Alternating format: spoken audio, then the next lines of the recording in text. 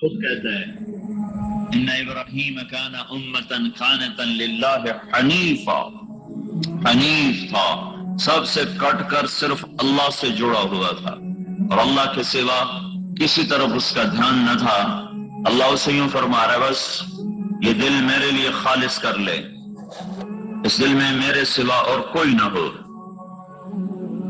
میرے بھائیو، دنیا کا ناکام ترین انسان وہ ہے جو اللہ کو پہچانے بغیر مر گیا، یا پہچانا تو صحیح اور اس کی مان نہ سکا اور اپنی شہوتوں میں ڈوب کر وہ غرق ہو کے ختم ہو گیا۔ اور دنیا کا کامیاب خوش قسمت انسان مرد عورت وہ ہے جس نے اللہ کو پہچانا اور اس کو مانا، پھر اس کے سامنے جھک گیا اور اس کے سامنے سر جھکا دیا اور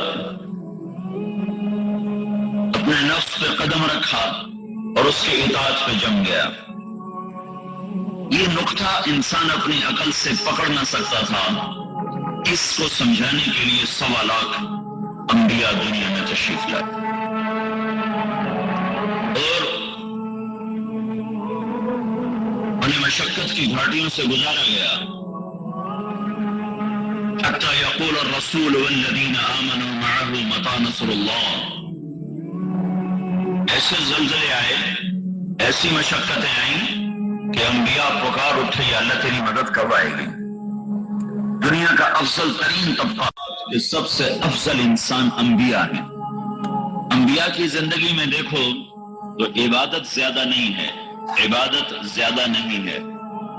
ہمارا نبی ساری دنیا کے سردار، جن و انس کے سردار، نبیوں کے بھی سردار، سارے نبیوں کے نبی، ساری زندگی آپ کی تہجد 11 رکعت نفل ہے، 11 رکعت، 8 نوافل اور 3 وتر۔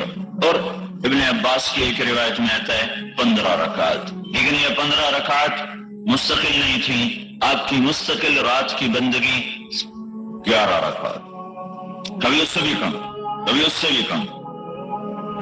سوتے بھی ہیں، جاگتے بھی ہیں۔ کوئی رات آپ کی زندگی میں ایسی نہیں آئی کہ آپ نے عشاء کے وضو سے فجر کی نماز پڑھی ہو۔ تابعین میں، صحابہ میں بکثرت میں لیں گے عشاء کے وضو سے فجر کی نماز پڑھی، لیکن ہمارے رسول پاک صلی اللہ تعالی علیہ وسلم کی زندگی بھر میں کبھی نہیں ملے گا کہ عشاء کے وضو سے آپ نے فجر کی نماز ادا کی ہو۔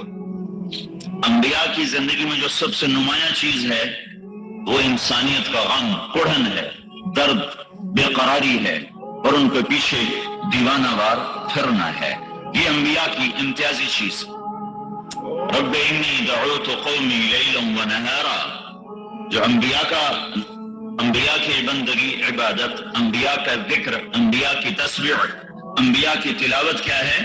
رب انی دعوت قومی لیلا و نہارا، یا اللہ دن رات میں تو تیری طرف ہی لوگوں کو بلاتا رہا۔ یہ انبیاء کا سب سے عالی شان عمل اور وظیفہ ہے۔ اس وجہ سے وہ ساری کائنات کے افضل ترین، ایک نبوت خود ایک ان کو اونچا بنانے والی چیز ہے، پھر نبوت میں جو سب سے عالی عمل ہے وہ دعوت ہے، کہ وہ بیٹھتے نہیں، لوگوں کے پیچھے پھرتے۔ داؤد علیہ السلام نے ایک دفعہ عبادت خانہ بنایا کہ یہاں میں اندر بیٹھ کے اللہ کی عبادت کروں، کسی سے ملاقات نہیں کروں، بس اکیلا اللہ سے ملاقات کروں۔ جب وہ مکمل ہو گیا اور اس کے اندر بیٹھ گئے تو اللہ تعالیٰ نے، اس کی دیواریں اتنی اونچی تھیں کہ اس کے اوپر کوئی چڑھ نہیں سکتا تھا، دروازہ اندر سے بند تھا۔ تو اچانک اذ تصور المحراب، 2 آدمی محراب میں کھڑے نظر آئے، ففزع منہم، تو داؤد علیہ السلام ڈر گئے، یہ کہاں سے آ گئے؟ دروازہ اندر سے بند، دیوار پہ چڑھ کوئی نہیں سکتا، یہ آئے کہاں سے؟ تو وہ کہنے لگے لا تخاف، اللہ کے نبی ڈرو نہیں، خصمان بغى بعضنا على بعض، ہم دونوں کا آپس میں جھگڑا ہو گیا ہے، آپ ہمارا فیصلہ فرما دیں۔ بھائی کیا جھگڑا ہوا ہے؟ كأن هذا أخي له 99 نعجة ولي نعجة واحدة فقال أكفلنيها وعزني في الخطاب، یہ میرا بھائی ہے، اس کے پاس ہے 99 بھیڑیں، میرے پاس ہے 1، یہ مجھ سے کہتا ہے اپنی 1 مجھے دے دے، تو آپ بتائیں کہ ہم میں ظالم کون ہے، مظلوم کون ہے؟ داؤد علیہ السلام حیران پریشان سوچ رہے یہ تو قضیہ بچہ بھی نمٹا سکتا ہے کہ بھائی یہ 99 بھلا ظلم کر رہا ہے، ایک والے کو کہہ رہا ہے ایک مجھے دو میں 100 پوری کروں، تو یہ میرے پاس کہاں سے آ گیا؟ فظن داود انما فتناہ، پھر اس وقت داؤد علیہ السلام کو پتہ چلا یہ بھیڑوں کا قصہ نہیں ہے، یہ اللہ کی تنبیہ ہے کہ داود تو کمرے بند کر کے عبادت کے لیے نہیں آیا، تو میرا پیغام پہنچانے آیا ہے، یہ تو نے مقصد سے ہٹ کے قدم اٹھایا ہے، تیرا عبادت کا جی ہے تو رات میرے پاس آ جایا کر، ساری رات بندگی کر، کوئی منع نہیں، لیکن دن میں تو دروازے بند کر کے کنڈے لگا کے اندر بیٹھ جائے اور کہ میں نے کسی سے نہیں ملنا، بس میں نے اللہ اللہ کرنا ہے، تو یہ تیرا منصب نبوت اس بات کا تقاضا نہیں کرتا۔ تو اس وقت پھر آگے توبہ کی، استغفار کی اور سجدے میں سر رکھا کہ اللہ مجھے معاف کر دے۔ یہی بات اللہ اپنے حبیب سے کہتا ہے، میرے نبی قم اللیل الا قلیلا نصفه او انقص منه قلیلا او زد علیہ ورتل القرآن ترتیلا انا سنلقی علیک قولا ثقیلا ان لک فی النہار سبحا طویلا۔ میرے محبوب تیرا دن میں کام ہے بہت زیادہ، تو رات مجھے دیا کر، رات کو اٹھا کر تیری میری بات ہونا بھی ضروری ہے، دعوت میں اتنا نہ لگ کہ تیری میری بات ہی نہ ہو، تبلیغ میں اتنا نہ لگ کہ تیری میری بات ہی ختم ہو جائے، تو رات کا وقت مجھے دیا کر، اس میں تو اور میں آپس میں بات کریں گے۔ رات کی گفتگو ویسے بھی بہت پرسکون ماحول میں ہوتی ہے اور کوئی اس وقت بلانے والا نہیں ہوتا اور کوئی اس وقت خلل ڈالنے والا نہیں ہوتا، تو رات کو میرے پاس آیا کر، مجھ سے بات کیا کر، اس لیے کہ دن میں تجھے لمبا تیرنا ہے۔ عجب بات ہے، یہ نہیں کہا دن میں تیرا کام بڑا ہے، تیری مشقت زیادہ ہے، تیری دعوت کی مشغولی زیادہ ہے، دن میں تجھے لمبا تیرنا ہے۔ دعوت کے کام کو، تبلیغ کے کام کو تیرنے سے تشبیہ دی، تیرنے سے۔ مکے میں تو پانی کا قطرہ نہیں، پانی کا قطرہ نہیں، زمزم کے سوا کوئی کنواں نہیں ہے، تو وہ کون سا پانی ہے جس میں اللہ کا نبی تیر رہا ہے؟ دعوت کی محنت کو اللہ نے تیرنے سے تشبیہ دے کر ایک خوبصورت مطلب ہماری طرف منتقل کیا ہے کہ چلنے والا اپنی مرضی سے چل بھی سکتا ہے، کھڑا بھی ہو سکتا ہے، گاڑی میں سفر کرنے والا مرضی سے گاڑی کو روک بھی سکتا ہے اور چلا بھی سکتا ہے، اور اس سے باہر نکل کے کھڑا بھی ہو سکتا ہے، لیکن جو آدمی پانی میں اتر جاتا ہے اس کی مرضی ختم ہو جاتی ہے، اس کے ذمہ ہر حال میں تیرنا ہے، جب تک دوسرا کنارہ نہ آ جائے وہ تیرنا چھوڑ نہیں سکتا کہ چلو میں تھوڑی دیر آرام کر لوں، اب اسے تیرنا ہے۔ اگر وہ رکنا چاہے گا پانی کا بہاؤ اسے کہاں سے کہاں لے جائے گا، اگر وہ ٹھہرنا چاہے گا تو موجیں اسے اپنے اندر سمیٹ کے لائیں گے، مچھلیاں اسے نوالا بنائیں گی، اسے ان طوفانی موجوں سے لڑنا ہے، ان تھپیڑوں میں سے اس نے اپنا راستہ بنانا ہے، اور دوسرے کنارے تک جب تک اس کا ہاتھ نہیں لگتا اب یہ آرام نہیں کر سکتا، اسے ہر حال میں مستقل ہاتھ پاؤں مارنے ہیں۔ ان لک فی النہار سبحا طویلا طویلا طویلا، میرے نبی یہ نہیں جیسے ہم لوگ تقریر کی اور بیٹھ گئے، جمعے کے خطیب کی طرح تقریر کی اور بیٹھ گئے، مدرسے کے مدرس کی طرح سبق پڑھایا اور بیٹھ گئے، نہیں، یہ نہیں، فی النہار سبحا طویلا، تیرے لیے کوئی راحت نہیں ہے۔ جب یہ آیت آئی یا ایھا المدثر قم فانذر وربک فکبر وثیابک فطہر والرجز فہجر ولا تمنن تستکثر ولربک فاصبر، تو اس پر اللہ کے نبی نے فرمایا خدیجہ میرا بستر لپیٹ دے، میرے آرام کے دن ختم ہو گئے، ان لک فی النہار سبحا طویلا، میرے آرام کے دن ختم ہو گئے۔ دوسرا کنارہ کب تک، دوسرا کنارہ کب آئے گا؟ دوسرا کنارہ ہے کیا؟ وَاعْبُدْ رَبَّكَ حَتَّى يَأْتِيَكَ الْيَقِينُ، اس وقت تک تو لگا رہے، جب تک موت کا پیغام تیرے پاس نہیں آ جاتا۔ تو اللہ نے اپنے نبی سے بھی فرمایا کہ دن تو دے دعوت اور پھر لوگوں کے پیچھے، اور رات کو پھر مجھ سے بات کر، کہ اللہ سے بات کیے بغیر یہ کام ہو نہیں سکتا، کہ دل تو خالص اللہ کے قبضے میں ہے، اسے کون پھیر سکتا ہے اللہ کے بغیر، اسے کون بدل سکتا ہے اللہ کے بغیر۔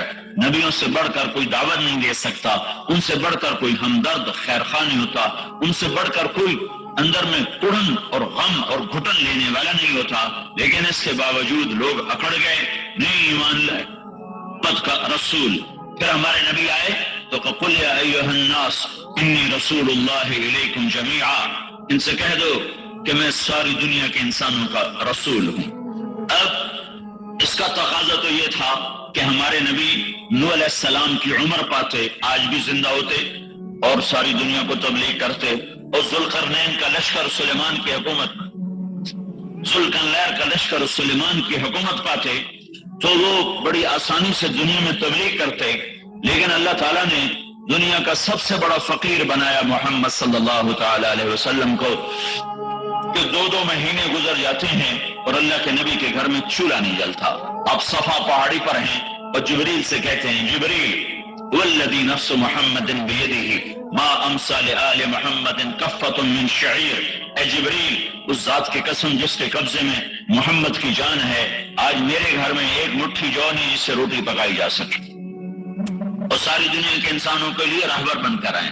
تو اللہ نے کیا انتظام کیا ہے کہ اب اس نبی کے بعد اس کی امت یہ پیغام اٹھا کر ساری دنیا میں پھرے گی، اس کی امت یہ پیغام رسالت، یہ پیغام توحید، یہ قرآن کی پاک زندگی، یہ اسلام کی پاک زندگی، یہ امت اٹھائے گی اور لے کر چلے گی، اور دنیا کے دروازوں پر جا کر دستک دے گی، جان مال کے ساتھ بازی لگائیں گے، اور صلہ اس کا اللہ تعالیٰ سے چاہیں گے۔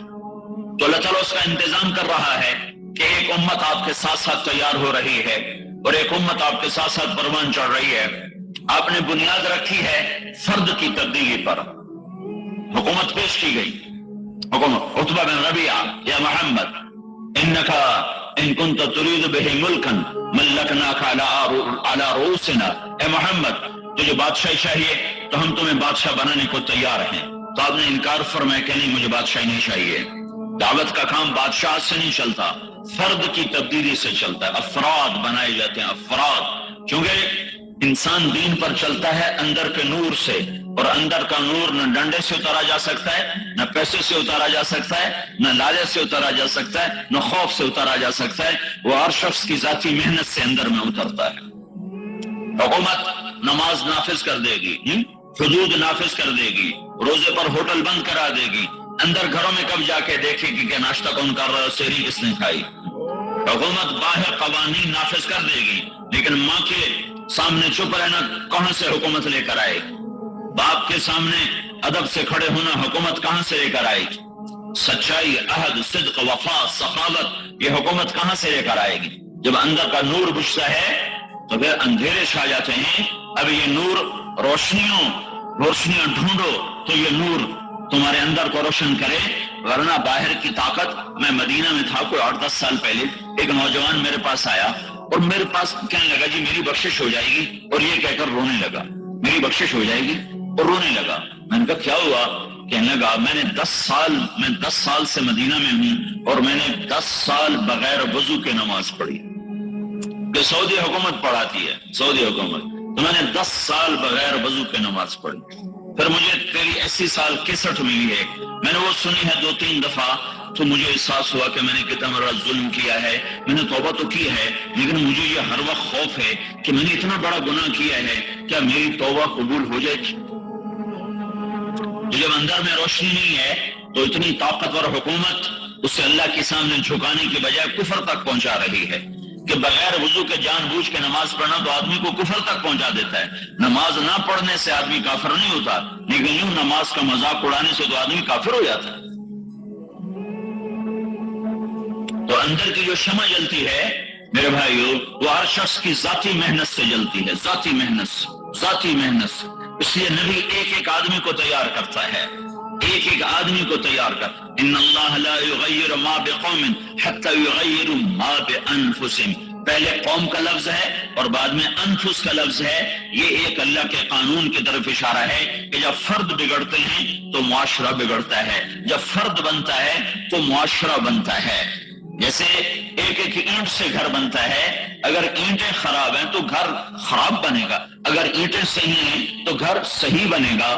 اللہ تعالیٰ نبیوں کو طاقت دے کر نہیں بھیجتا، فقیر بنا کے بھیجتا ہے کہ اگلا طاقت سے متاثر ہو کر کلمہ نہ پڑھے. پیسہ دے کر نہیں بھیجتا کہ اگلا پیسے سے متاثر ہو کر کلمہ نہ پڑھے. قربانی دے کر بھیجتا ہے، دلائل دے کر بھیجتا ہے، حقائق دے کر بھیجتا ہے. پھر وہ پیش کرتے ہیں، جس کا نصیب ہوتا ہے وہ لیتا ہے، اور جو نفس و شیطان کا غلام بنتا ہے وہ کفر کے اندھیروں میں گم ہو کر اپنے آپ کو ہلاک کر بیٹھتا ہے.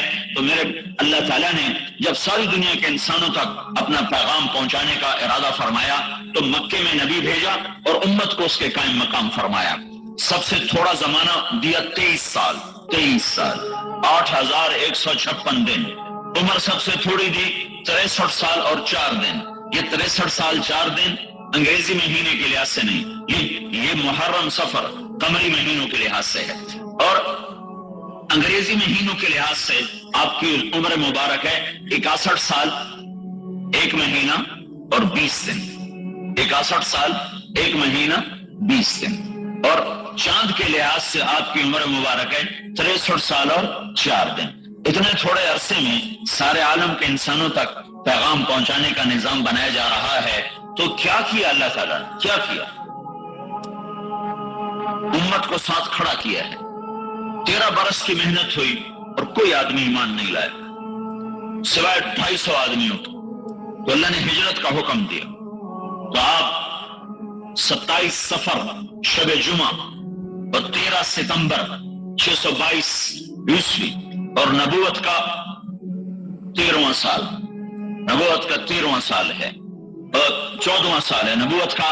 آپ نکلے ہیں گھر سے شب جمعہ 27 صفر اور 622 عیسوی 13 ستمبر ابوبکر صدیق کے ساتھ آپ غار ثور میں چھپے ہیں. 3 راتیں 2 دن آپ نے وہاں قیام کیا ہے. اور اس کے بعد آپ ابوبکر اور عامر بن فہیرہ اور عبداللہ بن عریقط، یہ 4 آدمیوں کا قافلہ مدینے کی طرف ہجرت کا حکم ہوا ہے کہ آپ مکہ چھوڑو مدینے جاؤ. آپ 22 ستمبر کو 23 ستمبر 622 کو آپ تشریف لے جاتے ہیں قبا کی بستی میں. 2 ہفتے آپ وہاں قیام فرماتے ہیں، مسجد کی بنیاد رکھتے ہیں، مسجد بناتے ہیں، اور پھر اس کے بعد 500 انصار مدینہ کے ساتھ آپ مدینے کی طرف تشریف لے جاتے ہیں. آپ کے جانے سے پہلے ہی مدینے میں اسلام پھیل چکا ہے. تو ہر گھر میں کوئی نہ کوئی آدمی کلمہ پڑھ چکا ہے، ہر گھر میں کوئی نہ کوئی آدمی مسلمان ہو چکا ہے. تو آپ جب 2 ہفتے مدینے میں قیام فرماتے ہیں، جمعے کا دن زوال کے قریب آپ اپنی اونٹنی پہ تشریف فرماتے ہیں اور 500 انصار مدینہ کے ساتھ آپ مدینے کا سفر فرماتے ہیں. راستے میں بنو سالم کا محلہ آتا ہے، وہاں جمعے کا وقت داخل ہوتا ہے، زوال کا ہوتا ہے، تو آپ وہاں جمعے کی نماز ادا فرماتے ہیں. اور جمعے کی نماز کے بعد سارے سردار آگے قطار بنا کے کھڑے ہوتے ہیں. بنو سالم، بنو مالک، بنو بیازا، بنو عبد الاشل، بنو نجار، بنی مالک، یہ سارے بنو عبد، یہ سارے یوں کھڑے ہوئے ہیں اور ہر ایک کہہ رہا ہے یا رسول اللہ ہمارے پاس تشریف لائیں، ہمارے پاس تشریف لائیں، ہمارے پاس تشریف لائیں. اور آپ فرما رہے ہیں یہ اونٹنے کو اللہ کا امر ہو چکا ہے، یہ جہاں میرے اللہ کا امر ہوگا یہ وہاں جا کے بیٹھ جائے گی. تو جمعہ کی نماز کے بعد اس جمعے میں عبداللہ بن سلام آتے ہیں، بنو قینقاع، یہ بنو سالم کے ساتھ رہتے تھے. تو وہ آ کے سنتے ہیں کہ اللہ کا نبی کیا کہتا ہے اور یہ کون ہے میں دیکھوں. جاروں سے حسن سلوک کرو، لوگ سوئے ہوئے ہوں تم اٹھ کے اللہ کو یاد کرو تو سلامتی کے ساتھ اللہ کی جنت میں داخل ہو جاؤ. ان کلمات کو سن کر عبداللہ بن مسعود نے فرمایا یہ کلام نبی کے سوا کوئی نہیں کہہ سکتا. اس خوبصورت انداز میں، اس بلاغت کے ساتھ نبی کے سوا کوئی یہ کلام نہیں کہہ سکتا. تو جب آپ مدینے میں داخل ہوتے ہیں تو یہ جمعے کا دن ہے، جمعے کی نماز پڑھی جا چکی ہے، عورتوں کو خبر مل چکی ہے، بچوں کو خبر مل چکی ہے، مرد تو سارے پہنچے ہوئے باہر. کچھ ضعیف لوگ ہیں جو مدینے میں ہیں تو عورتیں چھتوں پہ چڑھی ہوئی ہیں کہ اللہ کے نبی کو دیکھنے کے لیے کیسے ہیں، اور بچیاں بچے وہ باہر آ چکے ہیں جہاں سے وہ گھاٹی تھی جس سے چڑھ کر یوں نیچے اترتے تھے تو آگے مدینہ آتا تھا۔ یہ سمجھو یہ پہاڑی ہے، یہاں سے راستہ آتا ہے، آگے یہ وادی ہے، یہاں مدینہ ہے۔ ادھر سے اللہ کے نبی تشریف لائے اور آپ کی اونٹنی یوں پہاڑ کے اوپر نمودار ہوئی ہے، پھر آپ کا چہرہ مبارک سامنے آیا ہے۔ جو ہی آپ کے چہرے پر نظر پڑی تو مدینے کی بچیوں کے منہ سے بے ساختہ نکلا، کسی نے پڑھایا نہیں تھا، کسی استاد نے یاد نہیں کرایا تھا۔ جب اللہ جئت شرفت المدینہ مرحبا بک یا خیر داعا، یہ فی البدی اشعار تھے، کسی نے یاد نہیں کرائے تھے، کسی نے پٹی نہیں پڑھائی تھی۔ اپنے اندر کے ادب اور فصاحت کے ساتھ ان بچیوں نے کہا طلع البدر، وہ 14ویں کا چاند چڑھ آیا، ودا کی گھاٹی سے چڑھا ہے، ہم پہ شکر واجب ہو گیا ہے، آپ تشریف لائے ہیں، آپ نے ہمارے مدینہ کو، یہ بچیوں نے کہا جئت شرفت المدینہ، مدینے کا نام ہے یثرب، یثرب غم کی جگہ کو کہتے ہیں یثرب۔ تو اللہ کے نبی کی عادت تھی جس نام کا مطلب صحیح نہیں ہوتا تھا اسے بدل دیا کرتے تھے، بدل دیتے۔ تو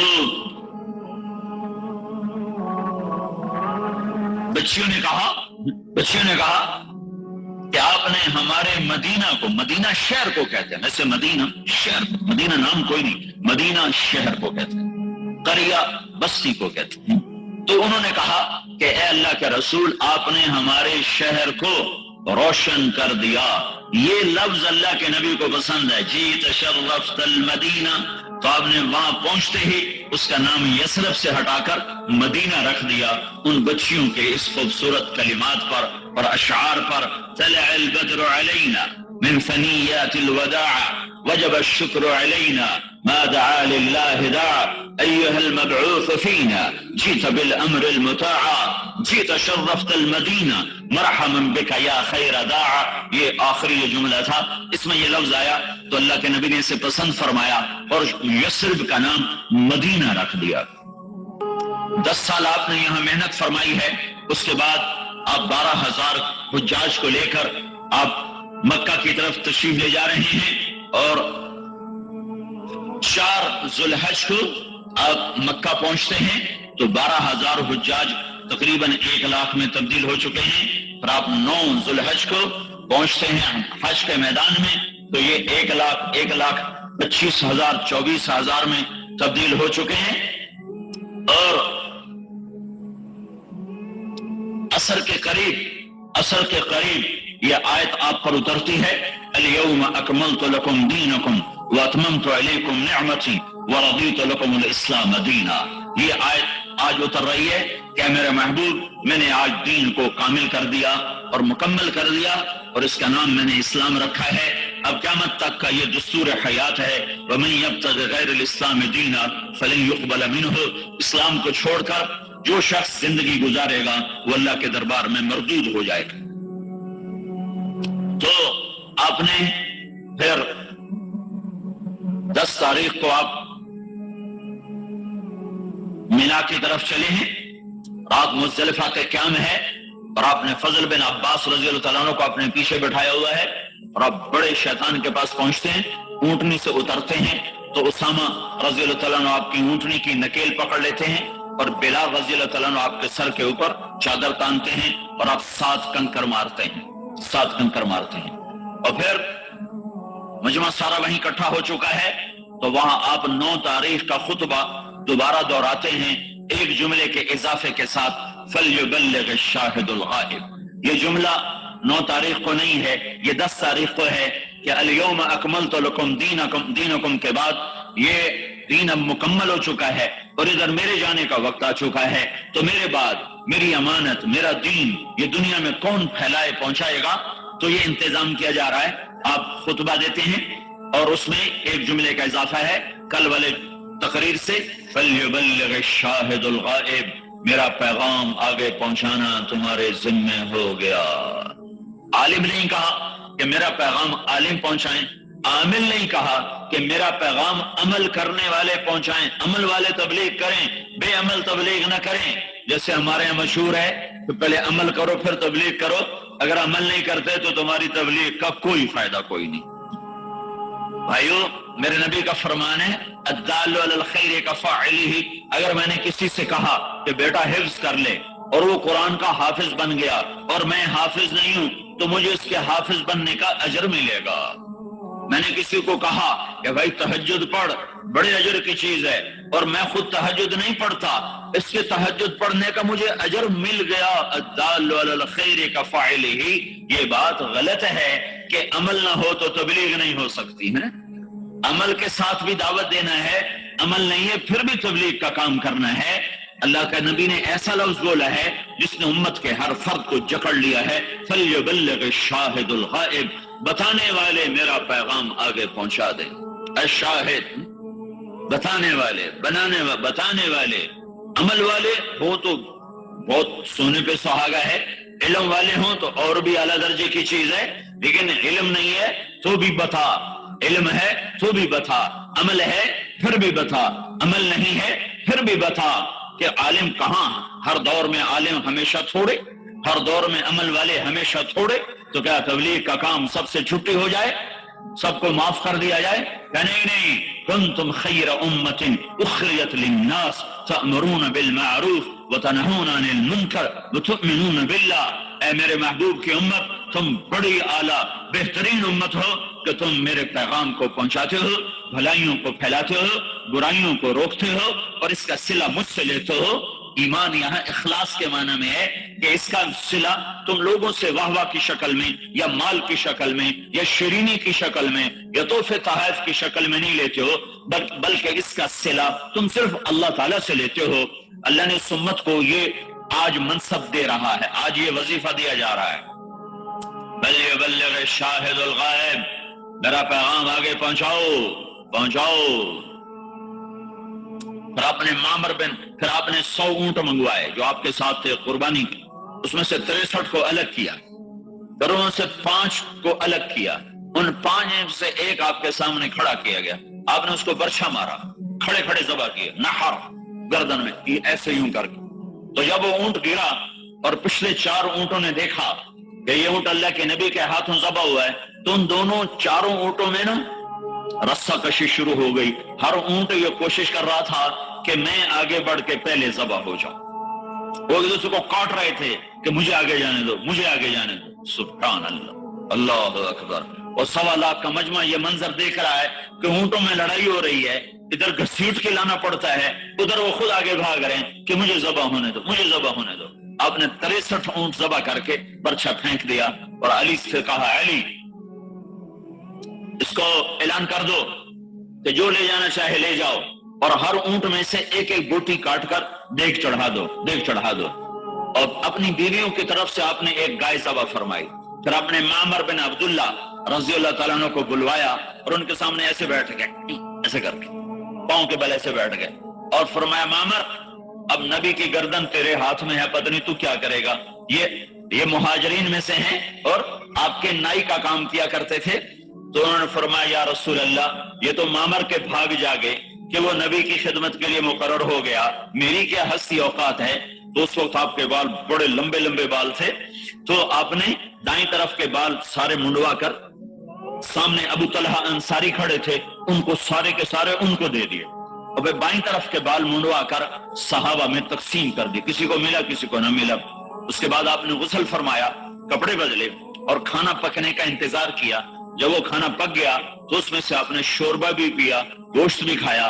پھر آپ معاویہ رضی اللہ تعالیٰ عنہ کو اپنی اونٹنی کے پیچھے چڑھا کر آپ طواف کرنے گئے زیارت۔ ابھی تک آپ اپنی اونٹنی قصوہ پر سوار تھے، تو لمبا سفر اس پہ ہو چکا تھا، تو اب طواف زیارت کے لیے آپ نے اپنی اونٹنی کو بدلا اور عزبا اونٹنی پر سوار ہوئے۔ عزبا وہ اونٹنی ہے آپ کی 4 اونٹنیاں تھیں، شہبا، عزبا، جدعا، قصوہ۔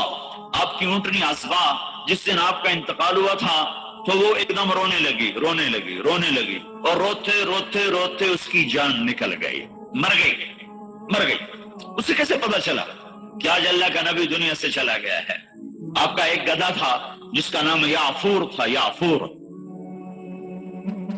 جب اللہ کے نبی فوت ہوئے تو نے چیخنا شروع کر دی اور مدینے کی گلیوں میں پاگلوں کی طرح بھاگ رہا ہے، اور چیخ رہا ہے، بھاگ رہا ہے، چیخ رہا ہے، آخر ایک کنویں میں جا کے چھلانگ لگائی اور جان کی بازی ہار گئے۔ اللہ، جس پر جانور قربان ہو اسے امت نے بھلا کے رکھ دیا ہے، سارا برے والا چھان برا ہی بن کے رہ گیا، اور اللہ کے محبوب کی پاک زندگی کتابوں میں رہ گئی۔ آپ نے اپنی اونٹنی بدلی، ازوا کہ طواف زیارت فرمایا، وہاں نماز پڑھائی، اور اس کے بعد اگلے دن دوبارہ یہ بات یہ سنائیں سے تھوڑا سا پیچھا میں نے پچھلا آپ کو سنایا ہے، اگلے دن یہ سورت نازل ہوئی، اذا جاء نصر اللہ والفتح، یہ قرآن کی آخری سورت ہے جو نازل ہوئی ہے، اس کے بعد کوئی سورت نازل نہیں ہوئی ہے، چند آیات ہیں، اور آخری قرآن کی آیت جس کے بعد کوئی قرآن نہیں اترا، واتقوا یوما ترجعون فیہ الی اللہ ثم توفی کل نفس بما کسبت وہم لا یظلمون، یہ قرآن کی آخری آیت اتری ہے۔ تو یہ آپ خیمے میں تشریف فرما تھے تو یہ آیت آئی، اس میں اشارہ تھا کہ میرے محبوب تیرے جانے کا وقت آ چکا ہے۔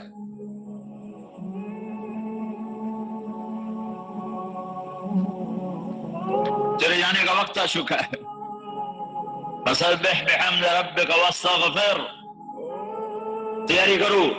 تو آپ اس دن نکلے ایک دم اس آیت کے اترنے کے بعد، اس سورت کے اترنے کے بعد، اور آپ نے جمرات کی رمی فرمائی، پہلا اور دوسرا اور تیسرا، ہر جمرے کو رمی، ہر شیطان کو رمی کرنے کے بعد آپ بیت اللہ کی طرف منہ فرما کے دعا مانگی آپ نے، اور یہ دعا اتنی دیر مانگی جتنی دیر میں سورہ بقرہ پڑھی جاتی ہے، سورہ بقرہ، یہ کوئی پونے گھنٹے کی دعا آپ نے مانگی، پھر دوسرے شیطان کو کنکر مارے، پھر کوئی پونے گھنٹے کی دعا مانگی، پھر تیسرے شیطان کو کنکر مارے، پھر مجمع آپ کے کچھ ساتھ تھا، کچھ خیموں میں تھا، تو آپ وہاں اپنی اونٹنی پر تشریف فرما ہوئے۔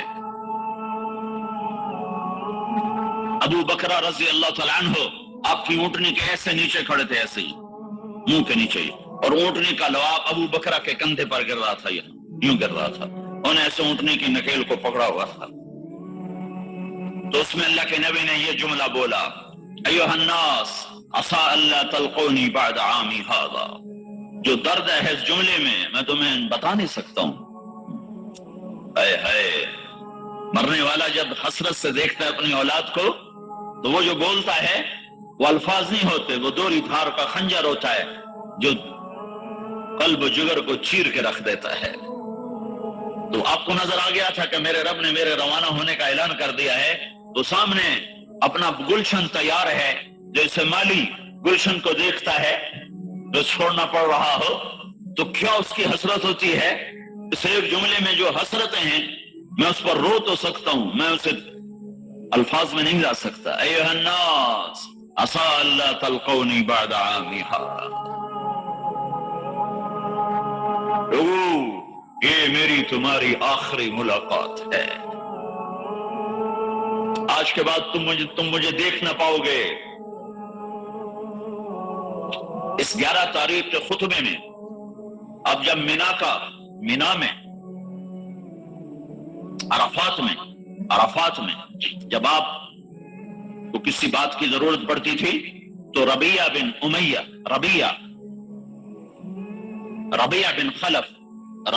خلف یہ آپ کے قریب کھڑے تھے، تو آپ ان سے کہتے ربیعہ لوگوں سے کہو اللہ کا رسول یہ کہہ رہا ہے، ان کی آواز بلند تھی تو کہتے لوگو اللہ کا رسول یہ فرما رہا ہے۔ لیکن آج جذبات اور جدائی کا غم اور جذبات اور محبت اور شفقت اور فراق اتنا کچھ اکٹھا ہو گیا تھا کہ جوش میں آپ کی آواز بلند ہوئی، اور کسی ترجمان اور کسی کو کہنے کی ضرورت نہیں تھی۔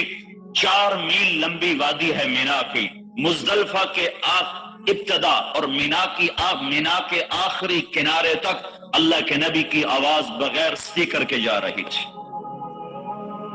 اور سننے والے جو سامنے کھڑے تھے وہ بھی ایسے سن رہے تھے جیسے آخری خیمے والا خیموں میں بیٹھی عورتوں نے سنا۔ سارے آدمی تو ساتھ نہیں آئے تھے کنکر مارنے، کچھ ساتھ آ گئے تھے، کچھ خیموں میں تھے، عورتیں بھی، مرد بھی، بوڑھے بھی، تو آپ کی آواز اتنی بلند ہوئی ہے، جوش میں، جذبات میں، کہ مینا کے آخری کنارے تک اور پہاڑوں کی چوٹیوں تک آپ کی آواز پھیل رہی تھی، اور اس میں آپ نے یہ جملہ 3 دفعہ دہرایا، فَلْيَبَلِّغِ الشَّاهِدُ الْغَائِبُ